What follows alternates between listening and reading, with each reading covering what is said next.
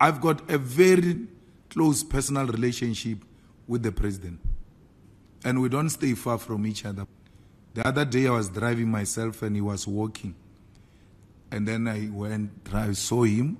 I parked right next to him. If I wanted to kill him, I could have killed. I could have killed that guy. So I open a window. When I open a window, what are you doing? What do you mean? He says, why are you driving yourself? Why are you walking alone? He says, no, I'm just taking a walk. So our relationship is like that. But we disagree politically. And it doesn't make us enemies. I'm not his enemy. If they view me as their enemy, I don't have a problem. My level of political understanding and tolerance is at another level. You can't match it. No one in this country can match it. Load shedding can end in 6 months. Brian Molefe is waiting, ready. Mashela Koko is waiting, ready. And many other professionals, including the current CEO, by the way, of ESCOM. He's a man that can get the job done. He will need to invite the best engineers, including the old man who was the CEO before, Morocco. When you are in crisis, you bring out your best of the best, including those who are in retirement. He just said he was on retirement. He got invited back to come and help. You go and look for the best. When do you think the elections will take place? Oh, the date. Yes. This guy is hiding the thing. He's not talking. He's not budging.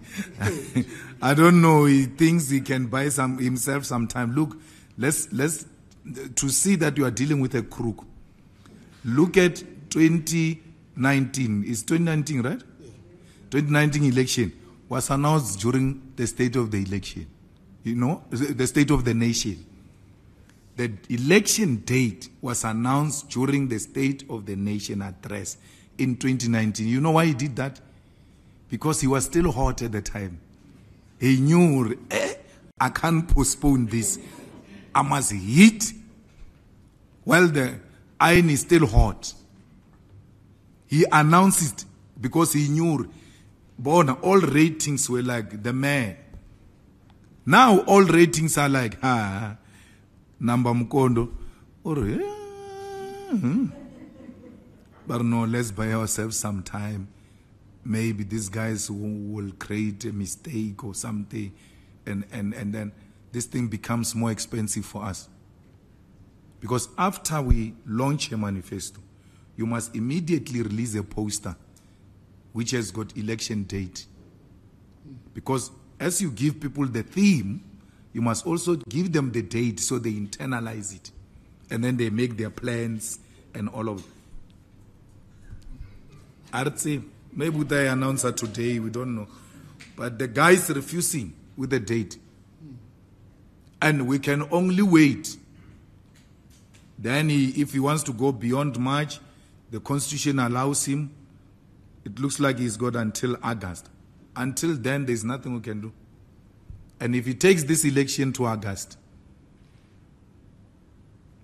things will be worse in this country. South African deployment of soldiers to DRC is out of order. It must be withdrawn with immediate effect. Not that South Africa is not supposed to deploy in DRC. We're supposed to deploy in DRC and be in the forefront. We just don't have the army. Our army can't look after cabbages. I can't hire them in my farm to go and look after cabbages. We just don't have the army. The ANC has collapsed the army.